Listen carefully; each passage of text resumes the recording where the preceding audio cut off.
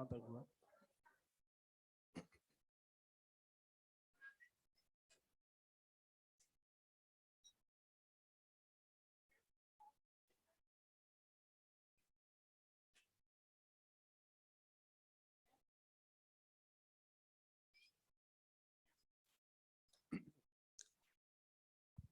देखें, last time पे हम लोग कुछ साइंटिस्ट के बारे में डिस्कस कर रहे थे। सबसे पहले जो साइंटिस्ट डिस्कस किया था, नाम था जोसेफ प्रिस्टले।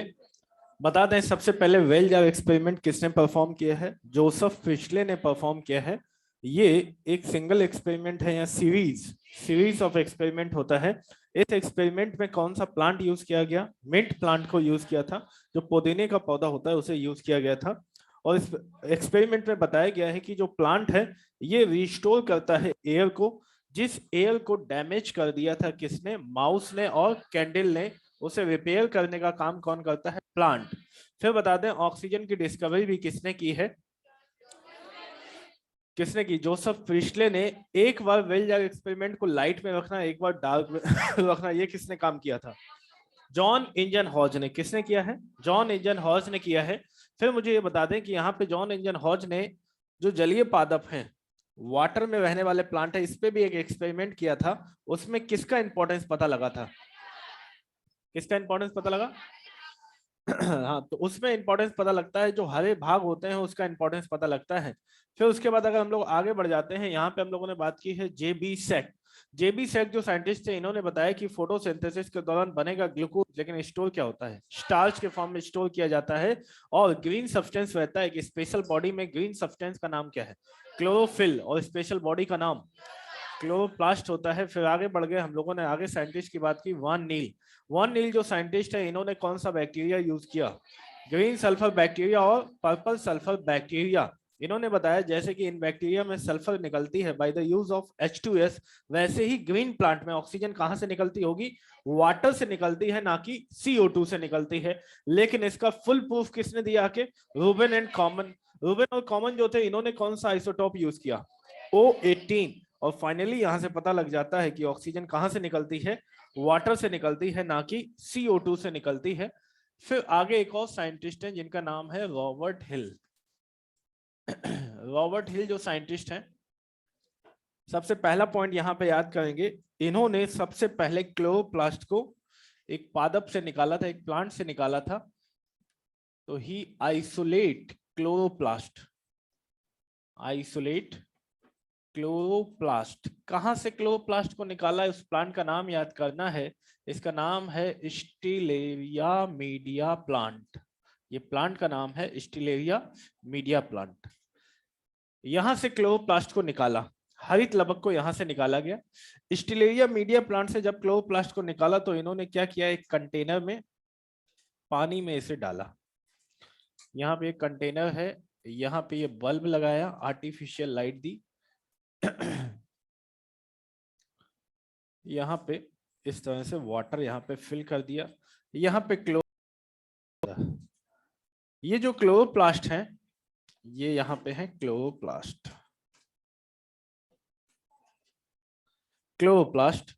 तो यहाँ पे क्लोरोप्लास्ट को जब डाला तो इन्हें यहाँ पे बल्ब को ऑन किया। अब इन्होंने देखा कि यहां से कोई भी ऑक्सीजन रिलीज नहीं हुई। अब हमें पता है कि क्लोरोप्लास्ट के अंदर क्या होता है? फोटोसिंथेसिस। फोटोसिंथेसिस के दौरान क्या रिलीज होती है? ऑक्सीजन। लेकिन यहाँ इन्हें ऑक्सीजन निकलते हुए नहीं दिखी। तो इन्होंने क्या किया? इन्होंने यहाँ पे यूज किया हाइड्रोजन एक्सेप्टर। हाइड्रोजन को ग्रहण करने वाले कुछ कंपाउंड यूज किया, हाइड्रोजन एक्सेप्टर बोलते हैं। हाइड्रोजन को जो लेने का काम, एक्सेप्ट करने का काम करे, तो यहां पे हाइड्रोजन एक्सेप्टर को यूज किया गया।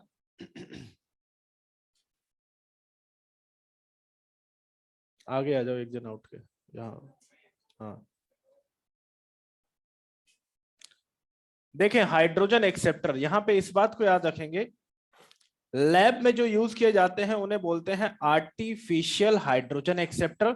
और प्लांट के अंदर प्राकृतिक रूप से जो प्रेजेंट है उन्हें बोलेंगे नेचुरल हाइड्रोजन एक्सेप्टर। जो नेचुरल हाइड्रोजन एक्सेप्टर है उसका नाम याद करेंगे NADP+। ये पहले भी आप पढ़ चुके हैं, सेल बायोलॉजी में बताया था। क्लोरोप्लास्ट में बनता है NADPH2 और ATP, ऐसा कुछ याद है?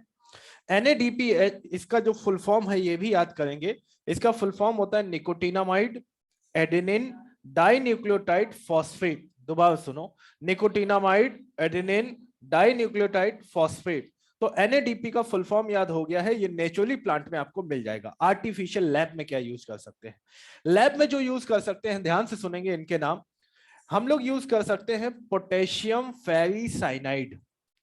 पोटेशियम फेरिसाइनाइड, याद रखना ऑप्शन में फेरोसाइनाइड भी होगा।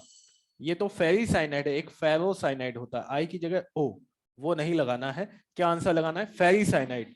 या फिर यूज कर सकते हैं क्रोमेट, ये सब केमिकल कंपाउंड है, क्रोमेट यूज कर सकते हैं। या फिर यूज करेंगे DCPIP, इसका फुल फॉर्म याद करेंगे डाई क्लोरोफिनॉल, डाइक्लोरोफिनॉल इंडोफिनॉल। तो इसका नाम है डाइक्लोरोफिनॉल इंडोफिनॉल, पूरा नाम ये है। तो इन तीन में से कोई भी यहां पे हम लोग यूज कर सकते हैं। ध्यान से देखना, मान लेते हैं हम लोगों ने यहाँ पे पोटेशियम फेरिसाइनाइड को यहाँ पे डाल दिया। जैसे ही ये पोटेशियम फेरिसाइनाइड हम लोग यहाँ पे डालेंगे, ये है हाइड्रोजन एक्सेप्टर, ये क्लोरोप्लास्ट है। जैसे ही हम लोग हाइड्रोजन एक्सेप्टर को डालेंगे, देखो हाइड्रोजन एक्सेप्टर करेगा क्या? जो हाइड्रोजन एक्सेप्टर होता है, मान लेते हैं यहाँ पे जो हाइड्रोजन एक्सेप्टर है उसका नाम दे दिया, ये क्या है? ए। ये क्या करेगा? ये वाटर से हाइड्रोजन को लेने का काम करेगा, H2O से हाइड्रोजन को एक्सेप्ट करेगा, ले लेगा। और हाइड्रोजन को जब एक्सेप्ट करेगा क्या बन जाएगा? AH2। इसने ए ने हाइड्रोजन को ले लिया, अब फ्री कौन हो गया? ऑक्सीजन। तो जैसे ही यहाँ पे हाइड्रोजन को लेगा, ये ऑक्सीजन फ्री हो गई, ऑक्सीजन निकलना स्टार्ट हो जाएगी। तो यहाँ पे इस बात को याद रखें कि इस कंटेनर से ऑक्सीजन निकलते हुए आपको कब दिखेगी? जब कोई आप सुइटेबल हाइड्रोजन एक्सेप्टर यूज करें। हाइड्रोजन एक्सेप्टर नहीं होगा तो वाटर से कोई हाइड्रोजन को नहीं लेगा, तो ये ऑक्सीजन फ्री नहीं होगी। तो यहाँ पे इस बात को इन्होंने बताया कि अगर आप देखना चाहते हैं कि यहाँ पे ऑक्सीजन रिलीज हो तो क्या यूज करें? Hydrogen acceptor. इन्हीं हाइड्रोजन एक्सेप्टर को इस साइंटिस्ट के नाम पे बोला जाता है, इन्हें बोलेंगे हिल रिएजेंट। हिल रिएजेंट भी इन्हें बोल सकते हैं। तो आपसे पूछा जाएगा आर्टिफिशियल हिल रिएजेंट का नाम बताएं, तो ये तीनों बताएंगे। नेचुरल हिल रिएजेंट का नाम बताएं तो NADP+। बोले बात क्लियर है?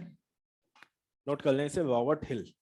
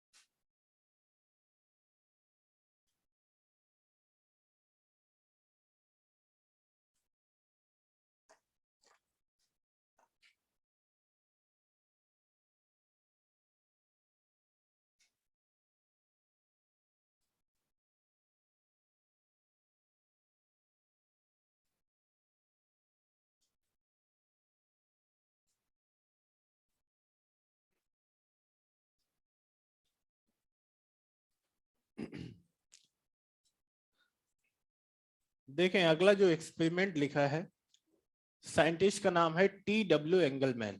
क्वेश्चन यहां से बनता है, TW एंगलमैन ने क्या क्या चीजें यूज की थी? तो इन्होंने 3 चीजें यूज की हैं। एक तो शैवाल एल्गी को यूज किया जिसका नाम क्या है, क्लेडोफोरा। और इन्होंने बैक्टीरिया यूज किए। कैसे बैक्टीरिया? जो ऑक्सीजन को यूज करते हैं, नाम है एरोबिक बैक्टीरिया। और क्या यूज किया? प्रिज्म। तो 3 चीजें इन्होंने यूज की हैं। क्या क्या? क्लेडोफोरा, एल्गी, फिर इन्होंने और क्या यूज किया है? एरोबिक बैक्टीरिया और प्रिज्म यूज किया है। ये रहा प्रिज्म यहाँ पे। ये है क्लेडोफोरा एल्गी जो मैंने ब्लैक कलर से बनाई। ऊपर इनके जो रेड कलर से हैं, ये क्या है? Aerobic bacteria. इस एक्सपेरिमेंट को ध्यान से देखना। यहाँ पे जब हम लोग प्रिज्म को लाइट से पास करते हैं तो लाइट ब्रेक हो जाती है। क्या क्या नाम लिखा है? VIBGYOR, violet, indigo, blue, green, yellow, orange, red. तो ये 7 कलर्स में इस तरह से ब्रेक हो जाती है। अब यहाँ पे जब लाइट ब्रेक हो गई तो यहाँ पे जो एल्गी है, एल्गी का काम है फोटोसिंथेसिस करना। एल्गी फोटोसिंथेसिस करेगा।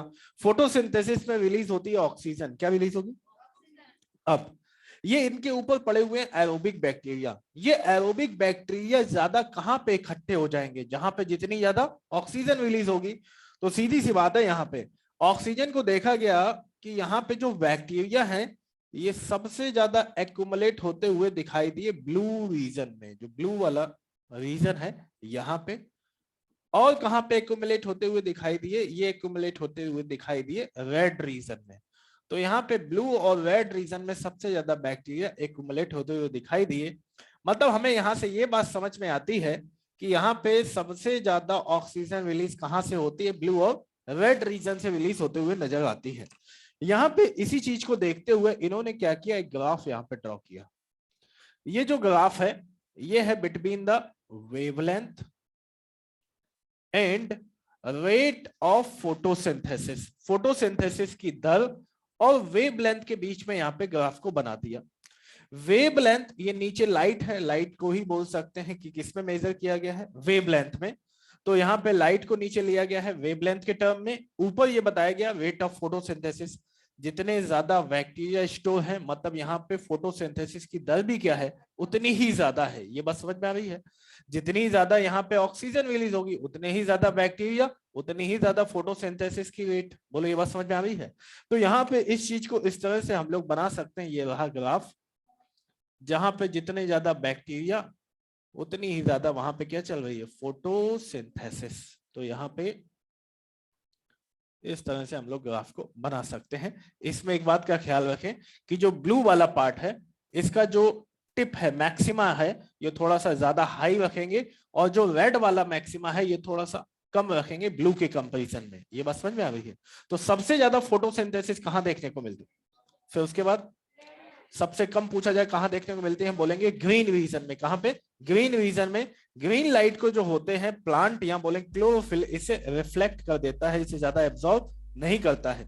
सबसे ज्यादा किसे एब्जॉर्ब करता है? प्लांट ब्लू को और रेड को एब्जॉर्ब करता है। बोलो ये बात समझ में आ रही है? तो यहाँ पे क्लेडोफोरा एल्गी को यूज करके, एरोबिक बैक्टीरिया को यूज करके हम लोगों ने यहाँ पे जो ग्राफ बनाया है, इस ग्राफ को बोला जाता है एक्शन स्पेक्ट्रम। क्या बोलते हैं? तो ये है फर्स्ट एक्शन स्पेक्ट्रम। सबसे पहला एक्शन स्पेक्ट्रम आपसे पूछा जाएगा किसने दिया है? आंसर है TW एंगलमैन। ये एक्शन स्पेक्ट्रम है क्या? तो बताएंगे it is the graph between rate of photosynthesis and wavelength. इन दोनों के बीच में जो ग्राफ आता है इसी को नाम क्या दिया है? एक्शन स्पेक्ट्रम बोलते हैं। बोलो पॉइंट क्लियर है? अब यहाँ पे हम लोगों को ये बात तो पता चल चुकी है कि ये जो जितने भी ऑक्सीजन निकलते हैं ये कहां से आते हैं? वाटर से आते हैं। इस बात को प्रूफ किसने किया था? रूबेन एंड कॉमन ने। लेकिन हम लोग ये भी देख लेते हैं जितने भी यहाँ सबस्ट्रेट में जितने भी एटम लिखे हुए हैं, ये जब प्रोडक्ट बनाते हैं तो कहां कहां पे जाएंगे? जैसे कार्बन को देखते हैं, ये कार्बन जब प्रोडक्ट बनाएगा सारे कार्बन कहां पे आ जाएंगे? ग्लूकोज के पास। यहाँ पे ऑक्सीजन को देखते हैं, ये ऑक्सीजन सारे कहां जाएंगे? ये ऑक्सीजन दो जगह, एक तो ग्लूकोज के पास, दूसरा वाटर के पास जाएंगे। हाइड्रोजन यहाँ पे कितने हैं? 24 एटम है यहाँ पे। कितने हैं? 24। इसमें से 12 एटम कहां चले जाएंगे? ग्लूकोज के पास। बचे कितने? 12। कहां जाएंगे? वाटर के पास। लास्ट में बचता है ये ऑक्सीजन। ये सारे के सारे कहां जाने वाले हैं? ये जो ऑक्सीजन यहाँ पे रिलीज होता है तो आपको ये भी पता होना चाहिए कि सबस्ट्रेट में जो एटम है जब प्रोडक्ट बनता है तो वो कहां कहां पे जाते हैं। ये बात समझ में आ रही है? तो ये अलग टॉपिक है, ये अलग एक्सपेरिमेंट है। तो इस एक्सपेरिमेंट को लिखने के बाद इसके नीचे लाइन कर देना, उसके बाद ये लिख देना कि हर एक एटम आगे चल के प्रोडक्ट जब बनाएगा तो वो कहां पे जाता है।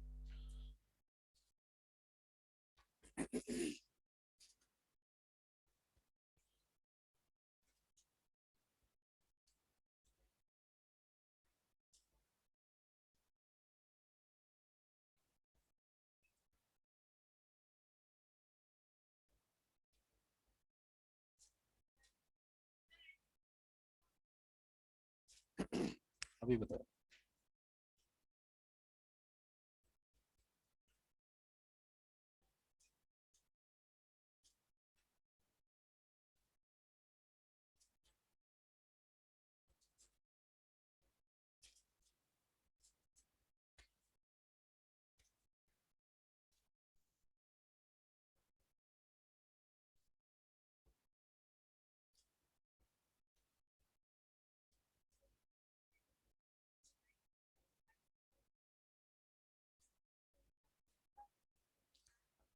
एक्सन को बोलेंगे सक्रिय। पहला सक्रिय स्पेक्ट्रम किसने दिया है? TW एंगलमैन ने दिया है। यहाँ पे NADP प्लस की फुल फॉर्म लिख लेंगे, nicotinamide adenine dinucleotide phosphate. Nicotinamide adenine dinucleotide phosphate.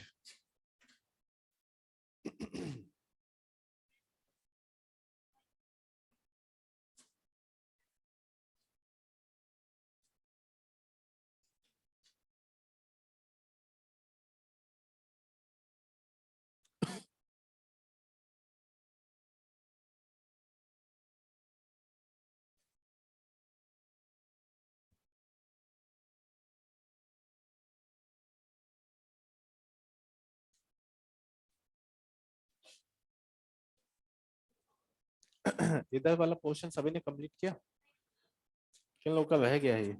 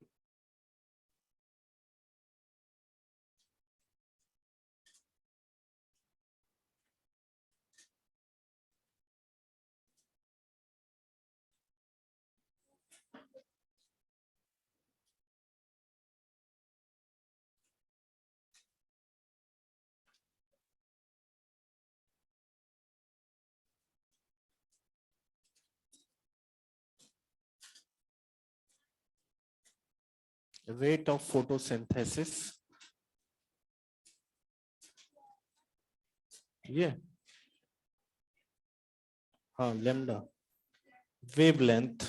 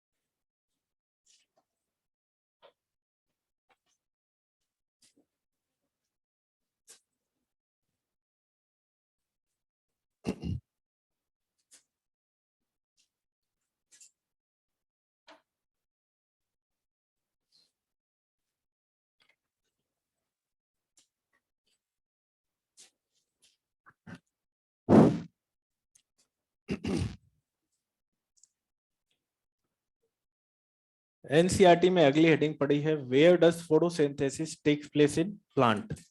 पादपों में प्रकाश संश्लेषण कहाँ पे होता है? तो हमें पता है प्लांट में फोटोसिंथेसिस मेन रूप से कहाँ पे होती है, लीफ में, ये तो पता है। लीफ के अलावा भी तीन और एग्जाम्पल हम लोग याद करेंगे। ग्रीन स्टेम हरे तने में होती है। कच्चे फल जो होते हैं जनरली हम लोग देखते हैं कैसे होते हैं, ग्रीन कलर के, तो वहां पे भी फोटोसिंथेसिस होगी। और फ्लावर में जो सेपल होते हैं जिन्हें वाहे दल बोलते हैं, उनमें भी फोटोसिंथेसिस होती है। आप सभी ने देखा होगा जो सेपल्स या बाह्य दल जिसे बोलते हैं उनका कलर कैसा होता है, ग्रीन कलर का होता है। तो वहां पे भी फोटोसिंथेसिस होती है और उसके पूरे चक्र को बाह्य दल पुंज बोलते हैं, या फिर इंग्लिश में बोलते हैं कैलिक्स। क्या बोलेंगे, कैलिक्स। तो यहाँ पे हम लोग अगर लीफ में देखते हैं, ये लीफ है, लीफ के अंदर जो सेल है, इनका सेल का नाम याद किया था पहले, क्या नाम है, मीजोफिल सेल। मीजोफिल सेल से क्लोरोप्लास्ट निकाल के जब हम लोग देखते हैं तो इसका स्ट्रक्चर भी पहले हम लोग पढ़ चुके हैं कि इसमें कितनी मेम्ब्रेन होती है, एक या दो? दो मेम्ब्रेन होती हैं, आउटर मेम्ब्रेन, इनर मेम्ब्रेन। खास बात यहाँ पे क्या है, दोनों के बीच पे जो स्पेस है क्या बोलते हैं, इंटर मेम्ब्रेनस स्पेस। इसे पेरीमाइट्रोकॉन्ड्रियल स्पेस नहीं बोलते हैं, क्या बोलते हैं, इंटर मेम्ब्रेनस स्पेस। पेरीमाइट्रोकॉन्ड्रियल स्पेस किसे बोलते थे, माइट्रोकॉन्ड्रिया में जो स्पेस होता था उसे बोलते थे पीएमएस, याद रखेंगे। यहाँ पे अंदर जो स्पेस होता है इसका नाम स्ट्रोमा, क्या बोलते हैं। अब यहाँ पे याद रहे कि यहाँ पे जो इनर मेम्ब्रेन होती है इसमें कुछ इस तरह से फोल्डिंग बनती है और ये फोल्डिंग यहाँ से डिटैच अलग हो जाती है। अलग होने के बाद यही यहाँ पे स्ट्रक्चर जो बनाते हैं इन्हें क्या बोलते हैं, थाइलेक्वाइड। क्या बोलेंगे। तो आपसे क्वेश्चन पूछा जा सकता है कि बताइए थाइलेक्वाइड इनर मेम्ब्रेन बनाते हैं या आउटर, इनर मेम्ब्रेन। यहाँ पे एक सिंगल स्ट्रक्चर को बोला थाइलेक्वाइड, कई सारे थाइलेक्वाइड अरेंज हुए, क्या नाम है, ग्रेनम। जितने भी ग्रेनम प्रेजेंट है सभी को मिला के क्या बोला, ग्रेना बोलते हैं। ये बात भी पहले कर चुके हैं। एक को बोलते हैं ग्रेनम, सभी को मिला के ग्रेना बोलते हैं। यहाँ पे दोनों को, ग्रेनम को कनेक्ट करने का काम करता है स्ट्रोमा लैमली, या इसी को स्ट्रोमल थाइलेक्वाइड या फ्रेट चैनल, तीन नाम पढ़े थे इसके, याद है। आपसे क्वेश्चन पूछा जाएगा कि बताइए स्ट्रोमा जो होता है इसमें लाइट रिएक्शन होती है या डार्क, ये बता चुके हैं सेल बायो में। फोटोसिंथेसिस को दो पार्ट में डिवाइड किया जाता है, लाइट रिएक्शन और डार्क रिएक्शन। लाइट रिएक्शन कहां पे होती है, ग्रेना में होती है, जबकि डार्क रिएक्शन, इस बात को याद रखें, तो यहां पे है dark reaction. Dark reaction grana में होती है, लाइट रिएक्शन। अच्छा, ये जो स्ट्रोमा लैमेली है इसमें कौन सी रिएक्शन होती है, लाइट या डार्क? तो याद रखें इन सभी में क्या होता है, लाइट रिएक्शन। Light reaction. तो जो भी क्लोरोप्लास्ट के अंदर मेम्ब्रेन से बना हुआ जो पार्ट है उस सब में क्या होने वाली है, लाइट रिएक्शन। और ये जो स्पेस रहता है इसमें क्या चलती है, डार्क रिएक्शन। अभी ध्यान से कुछ पॉइंट और सुनेंगे। लाइट रिएक्शन जो होती है ये ग्रीना में है। लाइट रिएक्शन जो होती है इसमें लाइट का यूज करके तीन चीजें बनती हैं, एटीपी, NADPH2 एंड ऑक्सीजन। दोबारा बोलो क्या है, एटीपी, NADPH2, ऑक्सीजन। ऑक्सीजन तो सेल से बाहर निकल जाती है, लेकिन एटीपी, NADPH2 ये दोबारा से यूज हो जाते हैं डार्क रिएक्शन में। कहां पे, डार्क रिएक्शन में बाहर से आती है CO2 और CO2 से बना लिया जाता है ग्लूकोज। तो पूछा जाएगा लाइट रिएक्शन के प्रोडक्ट क्या है, तीन प्रोडक्ट हैं, ATP, NADPH2, oxygen. Dark reaction का प्रोडक्ट क्या है, ग्लूकोज। बोलो ये बात समझ में आ रही है। तो यहाँ पे इस बात को भी याद रखेंगे, लाइट और डार्क रिएक्शन में क्या क्या बनता है, नोट कर लें इस डायग्राम को। ये सभी ने बनाया।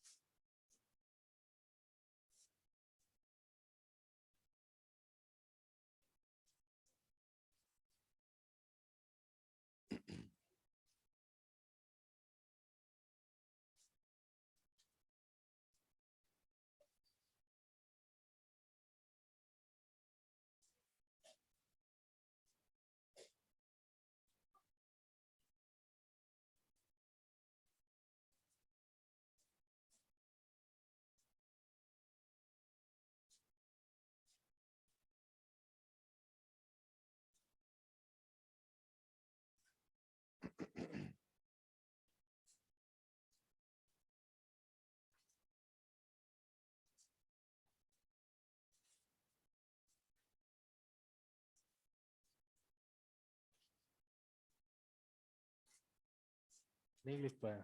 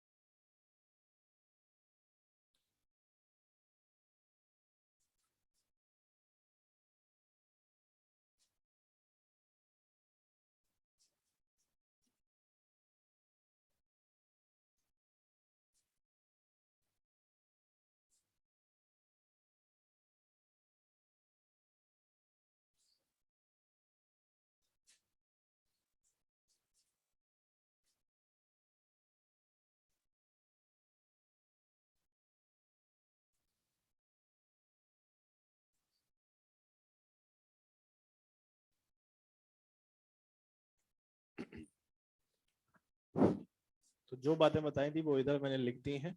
ग्रेनम में होती है लाइट रिएक्शन जिसमें होगा ऑक्सीडेशन ऑफ वाटर। ये वाटर का ऑक्सीडेशन हुआ, क्या रिलीज हुआ? एटीपी NADPH2 जो लाइट रिएक्शन में बने हैं, ये कहां पे जाके यूज हो जाते हैं? डार्क रिएक्शन, जो कि कहां चलती है? स्ट्रोमा में। डार्क रिएक्शन स्ट्रोमा में चलती है जिसमें होता है रिडक्शन ऑफ CO2। CO2 जो बाहर से आया इसे कन्वर्ट कर लिया जाता है ग्लूकोज में, और एटीपी को तोड़ा जाएगा। एडीपी और इनऑर्गेनिक फॉस्फेट दोबारा कहा जाएंगे लाइट रिएक्शन में। NADPH2 के हाइड्रोजन को यूज करके किस में कन्वर्ट करेंगे? NADP plus.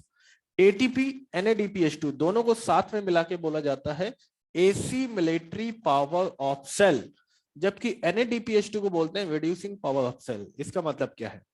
AC military power, assimilation term का मतलब होता है ऐसी कोई चीज जिसे सेल कुछ देर के लिए स्टोर करे, और स्टोर करने के बाद कुछ टाइम के बाद क्या कर ले? उसका इस्तेमाल कर ले, उसे बोलते हैं एसिमुलेशन। तो एटीपी NADPH2 कुछ देर के लिए स्टोर किए जाएंगे और बाद बाकी फिर बाकी आगे यूज कर लिए जाएंगे। कहां पे? डार्क रिएक्शन में यूज कर लिए जाएंगे। तो यहाँ पे कुछ टाइम के लिए इनका स्टोरेज किया जाता है, इसीलिए क्या बोला है? Assimilatory power of cell. NADPH2 के पास ये रहे हाइड्रोजन, जिसे ये हाइड्रोजन अपने दे देगा, उसका क्या होने वाला है? रिडक्शन। क्या होगा? रिडक्शन होता है।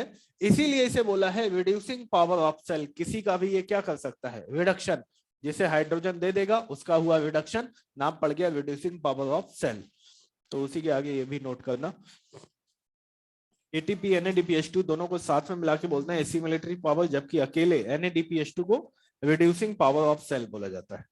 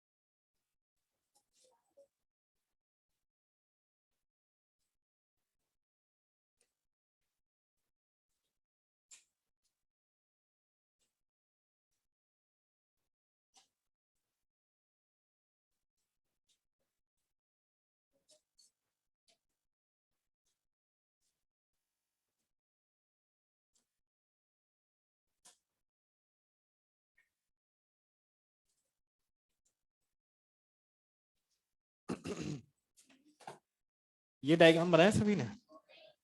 किसका रह गया है? जल्दी बनाए, 1 मिनट है आपके पास।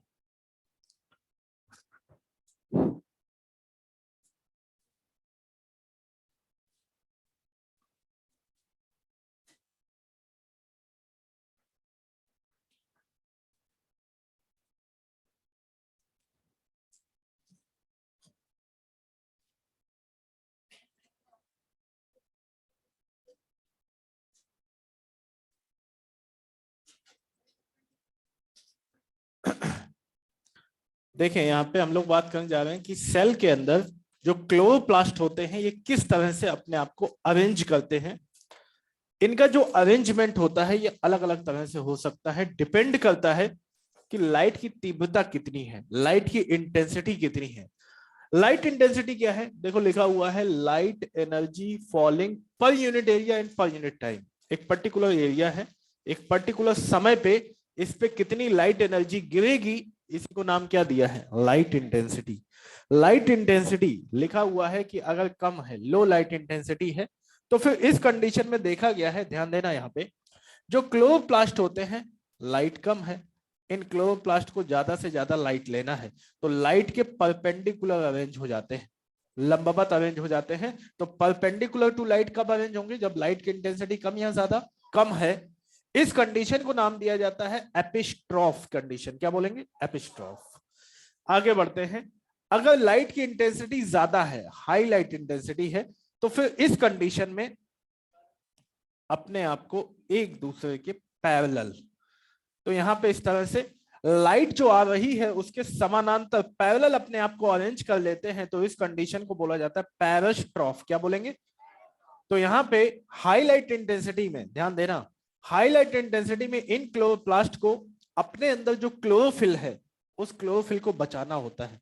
अगर बहुत ज्यादा लाइट की इंटेंसिटी होती है तो क्लोरोप्लास्ट के अंदर जो क्लोरोफिल होती है वो टूट जाती है, तो क्लोरोफिल को बचाना है, क्या करें, तो अपने आप को एक दूसरे के पीछे, मतलब लाइट के क्या है, समानांतर, या बोले लाइट के पैरेलल अरेंज हो जाते हैं, तो इस कंडीशन का नाम क्या है, पैरास्ट्रॉफ।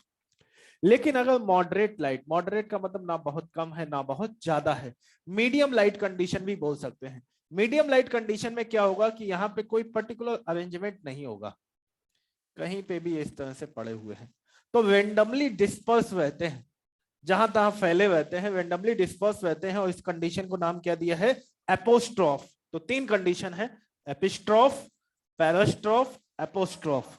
एपिस्ट्रॉफ कब बोलेंगे, जब इंटेंसिटी कम या ज्यादा, कम होती है। इस कंडीशन में बता दो कि क्लोरोप्लास्ट कैसे अरेंज होते हैं, परपेंडिकुलर या parallel, perpendicular. High light intensity में पैरेलल, कंडीशन नाम पैरास्ट्रॉफ, और अगर मीडियम लाइट है तो फिर रेंडमली डिस्पर्स रहते हैं और कंडीशन का नाम एपोस्ट्रॉफ है। तो ये तीन कंडीशन याद रखेंगे, नोट कर ले इसे। और जो एरो जितने बनाए उतने ही बनाना, यहाँ पे 3 बनेंगे, यहाँ पे थोड़े से ज्यादा 6 कर दें, और यहाँ पे दोनों के बीच का number 4, medium light.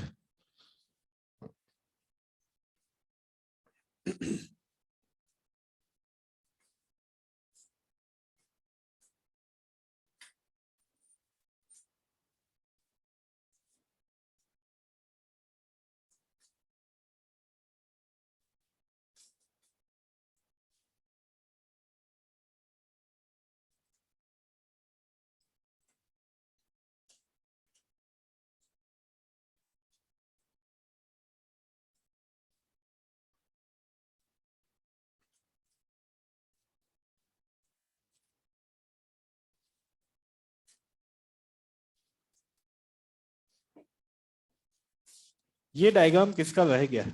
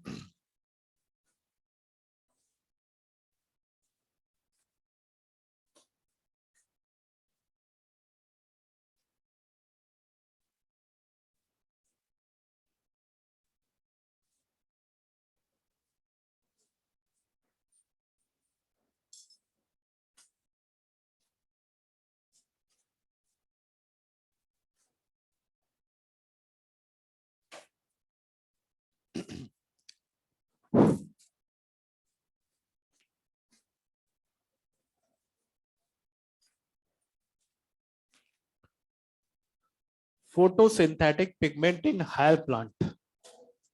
Higher plant के केस में कौन कौन से फोटोसिंथेटिक पिगमेंट, प्रकाश संश्लेषण वर्धक बोला जाता है पिगमेंट को, कौन कौन से पिगमेंट होते हैं? चार नाम लिखे हैं, chlorophyll A, chlorophyll B, carotene और ज़ैंथोफिल। कैरोटीन और ज़ैंथोफिल दोनों को मिला के क्या बोला जाता है? कैरोटीनॉइड्स बोला जाता है।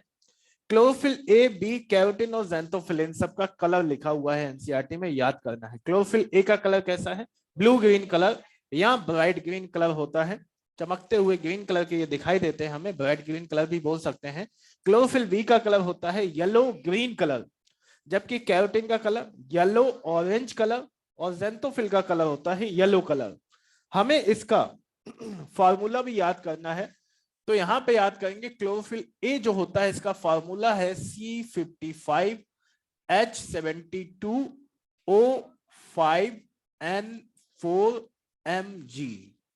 तो यहां पे इसका फार्मूला हो गया क्लोरोफिल ए, ध्यान से सुनते रहे। इस फार्मूले से दो हाइड्रोजन हटा दें, एक ऑक्सीजन लगा दें, बन जाएगा क्लोरोफिल बी।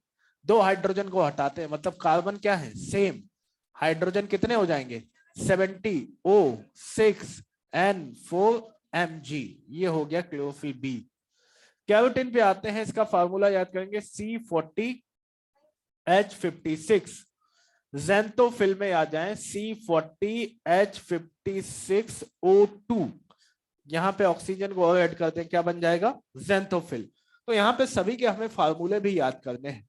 अब आपसे क्वेश्चन आपसे पूछा जाएगा कि बताएं इन चारों पिगमेंट में कौन सा पिगमेंट ग्रीन प्लांट में सबसे ज्यादा आपको मिलेगा? तो क्लोरोफिल ए मिलेगा। कौन सा? तो क्लोरोफिल ए को बोलते हैं सबसे ज्यादा पाया जाने वाला पिगमेंट, इसी को इंग्लिश में बोलेंगे मोस्ट अबंडेंट पिगमेंट, सबसे ज्यादा मिलता है। सबसे पुराना पिगमेंट, मोस्ट प्रिमिटिव पिगमेंट भी कौन है? तो बोलेंगे क्लोरोफिल ए। हम लोगों ने पढ़ा है ब्लू ग्रीन एल्गी जिसे बोलते थे साइनोबैक्टीरिया, याद है? तो जो ब्लू ग्रीन एल्गी जिसे साइनोबैक्टीरिया बोलते हैं, ये प्रोकैरियोट होता है या यूकैरियोट होता है? प्रोकैरियोट है, जिसमें क्लोरोफिल ए आपको मिल जाएगा। क्लियर है? तो ये बहुत ही पुराना पिगमेंट है, ये हमें ब्लू ग्रीन एल्गी में भी मिल जाता है। तो क्लोरोफिल ए को बोलते हैं मोस्ट प्रिमिटिव पिगमेंट, इसे बोला जाता है। आगे बढ़ते हैं। यहाँ पे जो क्लोरोफिल ए है, देखा गया है कि यह है यूनिवर्सल पिगमेंट। जहां जहां पे फोटोसिंथेसिस हो रही है वहां पे कौन प्रेजेंट होने वाला है? Chlorophyll A. तो नाम क्या पड़ गया? यूनिवर्सल पिगमेंट बोला जाता है। क्लोरोफिल ए जो होता है या क्लोरोफिल बी, इसका जब स्ट्रक्चर देखते हैं ये टेडपोल की तरह दिखता है। टेडपोल याद है? किसका लार्वा था? फ्रॉग का। ऊपर होता है हेड, नीचे होती है टेल। वैसा ही क्लोरोफिल का स्ट्रक्चर होता है, ऊपर होता है हेड, हेड का नाम याद करेंगे पोरफायरिन हेड, क्या बोलते हैं? और टेल का नाम है फाइटोल टेल। ध्यान से सुनते रहो, हेड का नाम पोरफायरिन हेड, टेल का नाम फाइटोल टेल। हेड जो होता है वो होता है acidic in nature, acidic nature का होता है, जबकि टेल होती है एल्कोहलिक इन नेचर। कैसी होती है? एल्कोहलिक। और दोनों के बीच में जो बॉन्ड बनता है उसे बोलते हैं एस्टर बॉन्ड। क्या बोलते हैं? तो यहाँ पे एसिड और अल्कोहल दोनों के बीच में जो बॉन्ड बना है उसका नाम है एस्टर बॉन्ड। अगर हम लोग हेड की बात करते हैं, हेड के सेंटर में आपको बिल्कुल मिलेगा मैग्नीशियम। क्या मिलेगा? मैग्नीशियम की वजह से हेड हो जाता है हाइड्रोफिलिक इन नेचर। कैसा होगा? हाइड्रोफिलिक। जबकि टेल होती है हाइड्रोफोबिक इन नेचर। बोलो, बात याद हो गई? तो यहाँ पे इन सारे पॉइंट को भी नोट कर लेते हैं कि जो क्लोरोफिल ए है इसके बारे में कुछ एक्स्ट्रा पॉइंट याद करेंगे। क्लोरोफिल ए, क्लोरोफिल ए को बोला गया है इट इज मोस्ट प्रिमिटिव, सबसे पुराना पिगमेंट यही है, मोस्ट प्रिमिटिव, सबसे ज्यादा अमाउंट में यही पाया जाता है। तो मोस्ट अबंडेंट, अबंडेंट का मतलब जो सबसे ज्यादा अमाउंट में पाया जाए, आसानी से जो मिल जाए, वो है मोस्ट अबंडेंट। इसी को बोल रहे हैं यूनिवर्सल, सभी में मिलता है, जहां फोटोसिंथेसिस वहां क्लोरोफिल ए। तो यूनिवर्सल पिगमेंट बोला जाता है। And structure of chlorophyll is similar to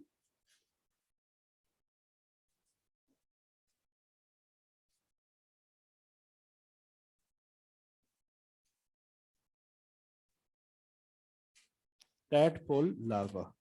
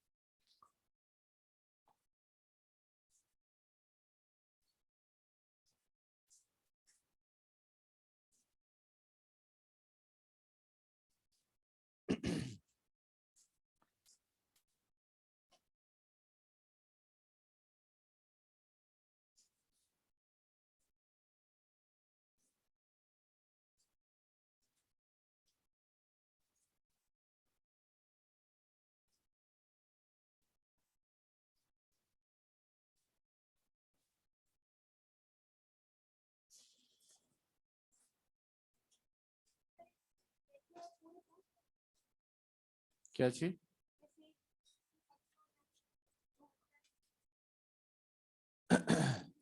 पूछ सकते हैं, अगर नहीं पूछा जाता तो नहीं पढ़ाते सर।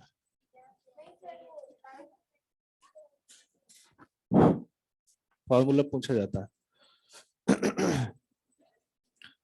यहाँ पे देखो कैरोटीन का जो है ये आसान है, इसमें देखो ये सीक्वेंस है 4 5 6, तो इस तरह से याद रखना 4 5 6, तो 40 के आगे 56 है, ये इस तरह से मत भूलना। और क्लोरोफिल ए का याद करना है, क्लोरोफिल ए में C55H72O5N4Mg, इसी में 2 हाइड्रोजन हटा के 1 ऑक्सीजन लगा दो, क्लोरोफिल बी का बन गया। कैरोटीन का याद हो गया, उसमें 2 ऑक्सीजन लगा दो, ज़ैंथोफिल।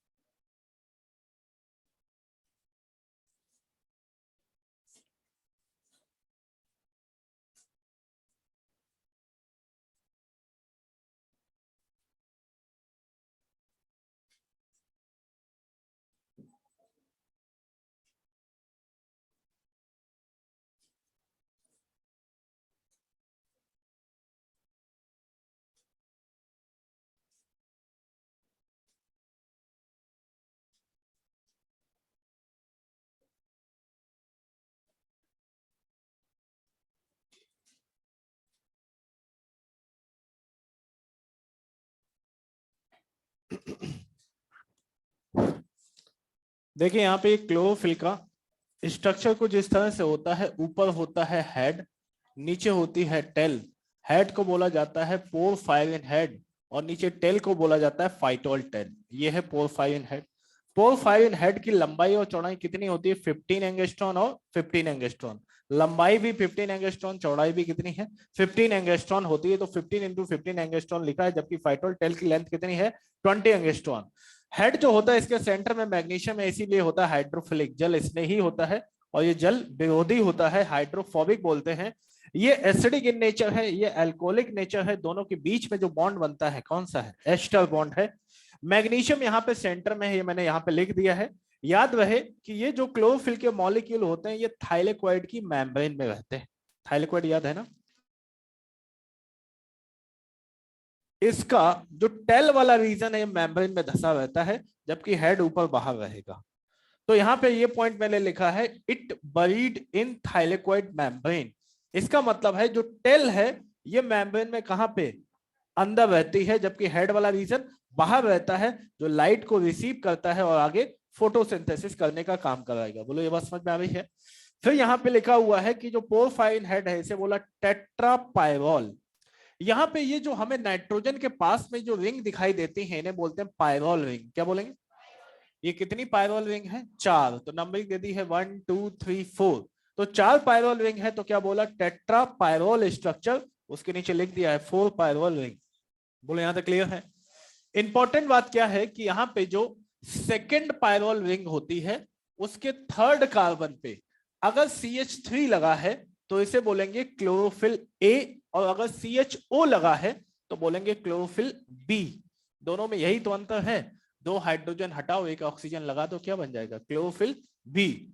लेकिन ये हाइड्रोजन हटा के ऑक्सीजन लगाने का काम कहां पे होता है? सेकेंड पायरोल रिंग के थर्ड कार्बन पे। तो याद रहे, third carbon of second pyrrole ring, second pyrrole ring में अगर आपसे बोला जाए कि CH3 अटैच है तो इसे क्या बोलेंगे क्लोरोफिल ए है। अगर यहाँ पे CHO जुड़ा हुआ है तो फिर क्या है? यह है क्लोरोफिल बी। तो क्लोरोफिल ए और बी के स्ट्रक्चर में बस इतना सा ही डिफरेंस है और सारी चीजें क्या है? सिमिलर है। तो यहाँ पे इसका डायग्राम भी बना लें, हेडिंग यहाँ पे डाल देना, structure of chlorophyll. Structure of chlorophyll, ये क्लोरोफिल का स्ट्रक्चर है।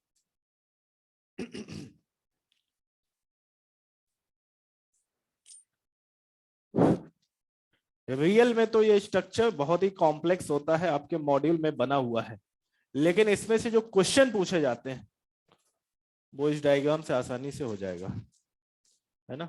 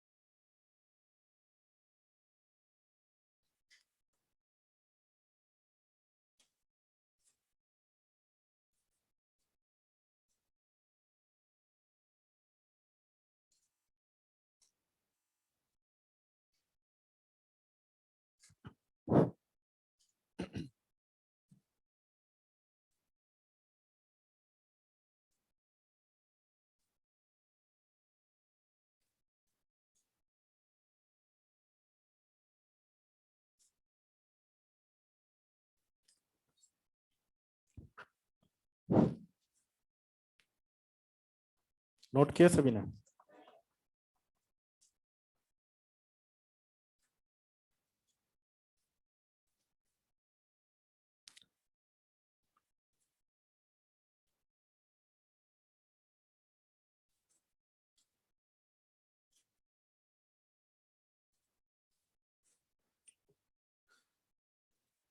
मोस्ट प्रिमिटिव का मतलब क्या था? सबसे प्राचीन वर्डक है ये। मोस्ट अबंडेंट का मतलब सबसे ज्यादा पाया जाता है। यूनिवर्सल का मतलब सर्वजन या सर्वत्रिक बोलते हैं, सर्वजन बोले या सर्वत्रिक वर्डक बोलते हैं। टैडपोल लार्वा की तरह इसकी संरचना होती है। देखिए यहाँ पे हम लोगों ने आज स्टार्ट किया था रॉबर्ट हिल से, ध्यान से सुने। रॉबर्ट हिल की बात कर रहे हैं। रॉबर्ट हिल ने आपसे क्वेश्चन पूछा जाएगा किस प्लांट से क्लोरोप्लास्ट को निकालने का काम किया? स्टिलेरिया मीडिया प्लांट। प्लांट का नाम बोलो क्या है? स्टिलेरिया मीडिया प्लांट से क्लोरोप्लास्ट को निकाला। और इन्होंने जब इसे वाटर में डाला तो ऑक्सीजन निकली क्या? नहीं। ऑक्सीजन तो कब निकलती है? जब कोई सुइटेबल हाइड्रोजन एक्सेप्टर डाला जाए। जैसे ही हाइड्रोजन एक्सेप्टर डालेंगे वैसे ही ऑक्सीजन निकलना स्टार्ट हो जाती है। अच्छा, हाइड्रोजन एक्सेप्टर नेचुरली प्लांट में कौन सा पाया जाता है? NADP+ का full form nicotinamide adenine dinucleotide phosphate. दोबारा नाम बोलो क्या है?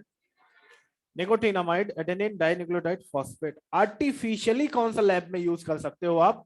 3 एग्जांपल हैं। पोटेशियम फेरोसाइनाइड है या फेरीसाइनाइड? फेरीसाइनाइड है। उसके बाद क्रोमेट है या क्रोमाइट है?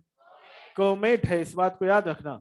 फिर तीसरा है DCPIP का फुल फॉर्म डाइक्लोरोफिनॉल इंडोफिनॉल। दोबारा बोलो नाम क्या है? डाइक्लोरोफिनॉल इंडोफिनॉल। इन तीनों में से किसी को डाल दें, ऑक्सीजन निकलना स्टार्ट हो जाएगी। बोलो यहां तक क्लियर है? सबसे पहले एक्शन स्पेक्ट्रम को किसने दिया था? TW Engelmann. पूछा जाएगा एक्शन स्पेक्ट्रम किसके किसके बीच में ग्राफ होता है? तो रेट ऑफ फोटोसिंथेसिस और वेवलेंथ। बोलो दोबारा से, किसके किसके? रेट ऑफ फोटोसिंथेसिस और वेवलेंथ के बीच में जो ग्राफ है, नाम क्या पड़ा है? एक्शन स्पेक्ट्रम बोलते हैं। बोलो क्लियर है? एक्शन स्पेक्ट्रम को जब ग्राफ खींचा गया तो 3 चीजें इस्तेमाल में लाई गई। एक तो क्लेडोफोरा एल्गी, नीट में क्वेश्चन पूछा जा चुका है, कौन सी एल्गी को यूज किया था? Cladophora algae. साथ में 2 चीजें और यूज की, एरोबिक बैक्टीरिया और प्रिज्म। तो यहाँ पे देखा गया कुछ टाइम के बाद जब लाइट पड़ती है तो जितने भी बैक्टीरिया हैं कौन से रीजन पे इकट्ठे होने लगते हैं? ब्लू पे और रेड पे। सबसे कम कहाँ पे मिले? ग्रीन में मिलते हैं, इस बात को भी याद रखें। तो ब्लू में इकट्ठे होने लगते हैं और रेड में इकट्ठे होने लगते हैं। सबसे कम कहाँ मिलते हैं? ग्रीन में मिलते हैं।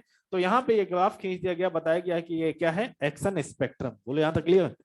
फिर आगे बढ़ जाते हैं। हम लोगों ने एक रिएक्शन पढ़ी है, उसमें मैंने ये बताया कौन सा सबस्ट्रेट जो होता है वो आगे चल के प्रोडक्ट में कहाँ पे प्रेजेंट होता है, तो आसानी से याद हो जाएगा आपको। आगे बढ़ जाते हैं। हम लोगों ने पढ़ा है where does photosynthesis takes place in plant. पादपों में जो प्रकाश संश्लेषण है ये कहाँ पे होता है? तो वैसे तो हमें पता है पत्तियों में होता है, लेकिन एनसीईआरटी में क्वेश्चन पूछा है इसके अलावा और कहाँ होता है, तो 3 जगह और याद किया है। क्या क्या? हरे तने में हमें दिखाई देता है, और कहाँ पे? कच्चे फलों में, और सबसे लास्ट में बाह्य दल जिसे कैलिक्स बोलते हैं या सेपल बोला जाता है, वहां पे भी हमें फोटोसिंथेसिस होते हुए दिखेगा।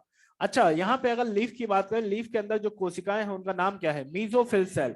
मीजोफिल सेल के अंदर क्लोरोप्लास्ट है। एक क्लोरोप्लास्ट को बना के देखते हैं। यहाँ पे मुझे बता दो कि यहाँ पे जो ग्रेनम है या स्ट्रोमा लैमेली है, इसमें लाइट रिएक्शन या डार्क? लाइट रिएक्शन होती है। स्ट्रोमा में डार्क रिएक्शन होती है। यहाँ पे लाइट रिएक्शन और डार्क रिएक्शन होती है। मुझे बता दो कि लाइट रिएक्शन और डार्क रिएक्शन में कहां पे ऑक्सीडेशन ऑफ वाटर होता है? लाइट में होता है। रिडक्शन ऑफ CO2 कहां पे होता है? डार्क में होता है। ये डायग्राम में हम लोगों ने बना के लिखा है ना? तो यहाँ पे मुझे बता दो लाइट रिएक्शन में 3 चीजें बनती हैं, क्या क्या? ATP, NADPH2, oxygen. सारे लोग बोलो क्या है? ऑक्सीजन। जबकि डार्क रिएक्शन में केवल एक चीज बनी है, क्या बना है? ग्लूकोज का फॉर्मेशन होता है by the use of CO2। CO2 का इस्तेमाल करके ग्लूकोज का फॉर्मेशन यहाँ पे हो जाता है। बोलो यहाँ तक क्लियर? बताओ हम लोग किसे बोले assimilatory power of cell?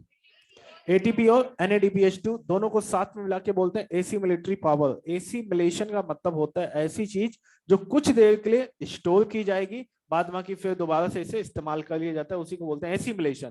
लेकिन रिड्यूसिंग पावर ऑफ सेल किसे बोलेंगे? NADPH2।